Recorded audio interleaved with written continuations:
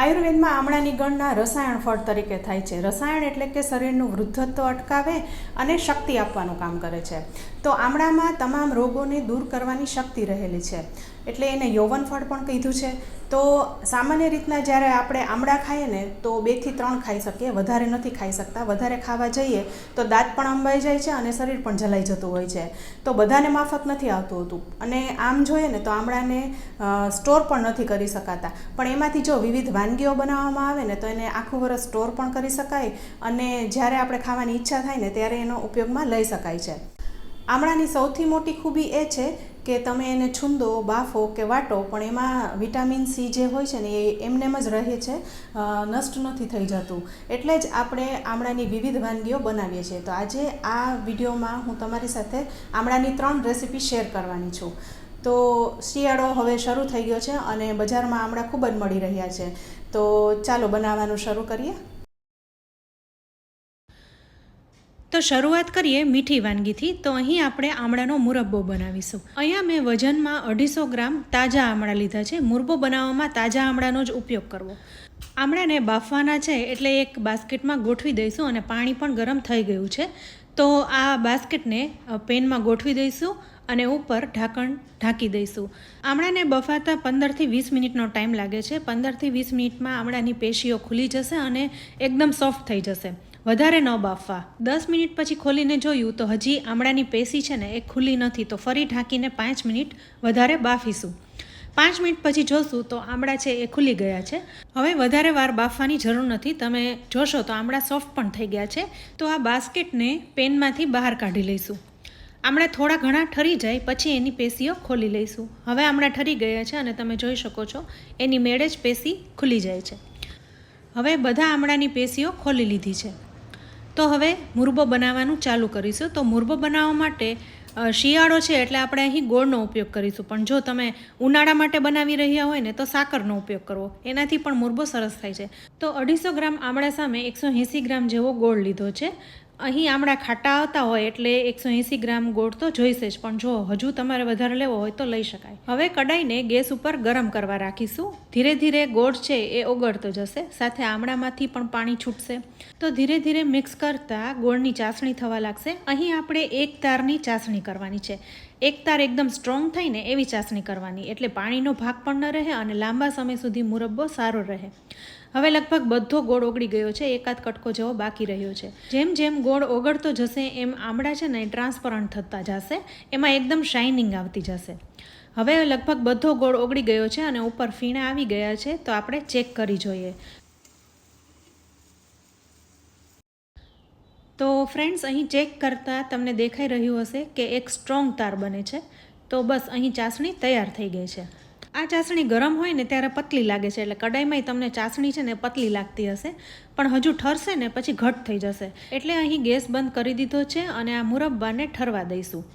ત્યારબાદ આપણે આમાં બીજી વસ્તુને એડ કરીશું. થોડી વારમાં મુરબ્બો છે એ ઠરી ગયો છે અને તમે જોઈ શકો છો આમળા ટ્રાન્સપરન્ટ થઈ ગયા છે અને ચાસણી પણ ઘટ થઈ ગઈ છે. અત્યારે ઠરી ગયો છે છતાં પણ ચાસણી ચેક કરશું તો એક સ્ટ્રોંગ તાર બને છે, એટલે ચાસણી બરોબર થઈ છે. હવે મુરબ્બામાં 5 ચમચી જેવું સંચળ અને 5 ચમચી જેવો શેકેલા જીરાનો પાવડર ઉમેરીશું. એનાથી મુરબ્બો એકદમ ટેસ્ટી લાગે છે. તમારે એ ના ઉમેરવું હોય તો ડ્રાય ફ્રૂટ્સ પણ ઉમેરી શકાય. તો ફ્રેન્ડ્સ, આવી રીતના આપણે અહીં મુરબ્બો તૈયાર કરી લીધો છે. આ મુરબ્બો થેપલા, ભાખરી, પરોઠા ભેગો એકદમ સરસ લાગે છે. તમે એકવાર આ રીતના જરૂરથી બનાવજો. આ મુરબ્બાને જારમાં ભરી લઈશું. હવે ઠંડી ચાલુ થશે તો બહાર પણ બગડશે નહીં. તો ખાવામાં એકદમ રસીલો અને ગુણકારી આ આમળાનો મુરબ્બો તમે થેપલા, ભાખરી, પરોઠા ભેગો ખાશો ને તો મજા પડી જશે. તો ફ્રેન્ડ્સ, આમળાનો મુરબ્બો અહીં તૈયાર છે. હવે બનાવીશું આમળાનું વઘાર્યું. કેરીનું વઘાર્યું તો તમે ખૂબ ખાધું હશે, પણ શું આમળાનું વઘાર્યું બનાવીને ખાધું છે ક્યારે? એકદમ સરસ લાગે છે. તો 200 ગ્રામ જેવા આમળાને પહેલાંની જેમ જ બાફી લીધા છે. આમળાની દરેક પેશીને અલગ કરી નાના ટુકડામાં સમારી લીધી છે. હવે આ આમળા સાથે 3 મરચાં લેવાના છે. આ વઘાર્યું તીખું અને ચટપટું હોય ને તો ખાવાની મજા આવે છે, એટલે 3 તીખા મરચાં લીધા છે. એને પણ ઝીણા ટુકડામાં સમારી લઈશું. હવે કડાઈમાં 3 ચમચી જેવું તેલ લેવાનું છે. તેલ ગરમ થઈ જાય એટલે અડધી નાની ચમચી રાઈ, અડધી નાની ચમચી જીરું અને હિંગનો વઘાર કરીશું. અહીંયા ગેસની ફ્લેમ મીડિયમ રાખી છે, એટલે ધીરે ધીરે બધું ઉમેરતા જવાનું છે. હિંગ ઉમેરી દીધા પછી 1 નાની ચમચી જેવા કલોંજી સીડ્સ ઉમેરીશું. આ ઓપ્શનલ છે, તમે સ્કીપ પણ કરી શકો છો. હવે થોડી હળદર ઉમેરી અને આમળાના ટુકડાને ઉમેરી દઈશું.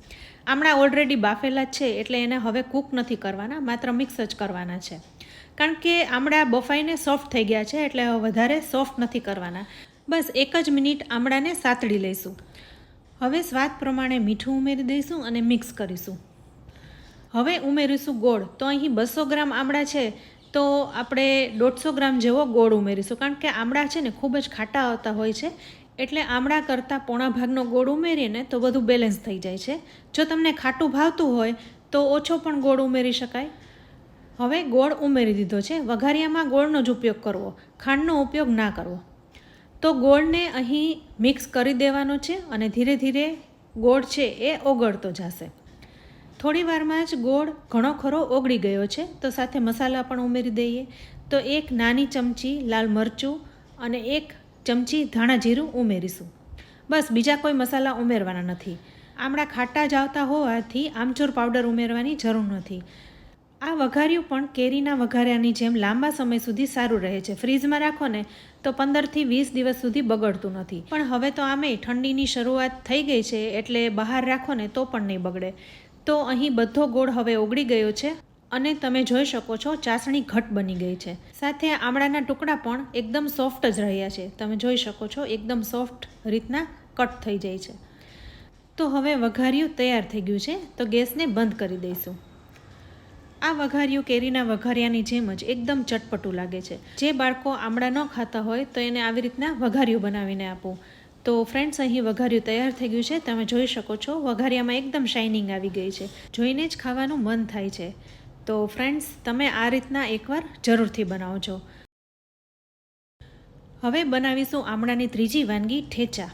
તો અહીં મેં 3 નંગ જેવા કાચા આમળા લીધા છે. આ બાફેલા આમળા નથી. અહીં આમળા ઉપર તમને થોડા ડાઘા દેખાતા હશે, પણ એ પાનના ડાઘા હોય છે. અંદરથી આમળા ખરાબ નથી હોતા. તો 3 આમળા સાથે 4 થી 5 નંગ જેવા લીલા મરચાં લીધા છે. સાથે થોડું આદું અને લીલું લસણ લીધું છે. હવે લીલું લસણ આવવા લાગ્યું છે, તો થોડા લીલા લસણનો પણ ઉપયોગ કરવો. લીલું લસણ ના હોય તો સૂકું લસણ લઈ લેવું. સાથે થોડી કોથમીર લીધી છે. હવે ઠેચાને બનાવી લઈએ. તો ઠેચા છે એક મહારાષ્ટ્રીયન વાનગી છે, જે તીખી ચટપટી ચટણી જેવી હોય છે. તો એક તવીમાં 3 ચમચી જેવું તેલ ગરમ કરીશું. એમાં 1 નાની ચમચી જેવું જીરું ઉમેરીશું. સાથે થોડી હિંગ પણ ઉમેરીશું. એનાથી વધારે ટેસ્ટી લાગે છે.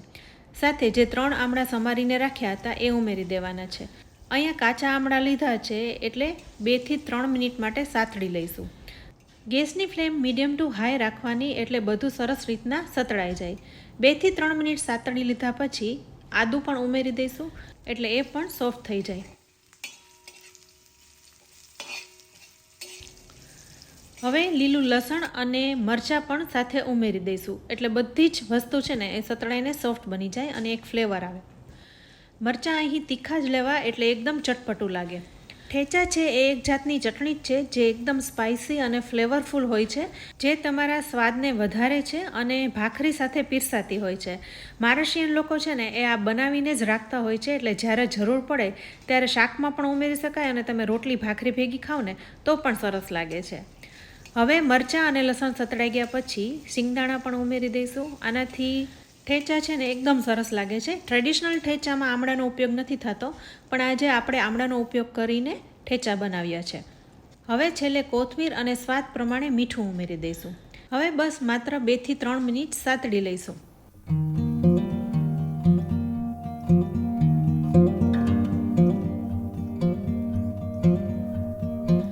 હવે બધું જ સરસ સતળાઈ ગયું છે, તો ગેસને બંધ કરી દઈશું અને થોડી એવી હળદર ઉમેરી મિક્સ કરી લઈશું. આ ઠેચાને આપણે વાટવાનો છે, એટલે બધું જ એક ખાંડણીમાં લઈ લઈશું.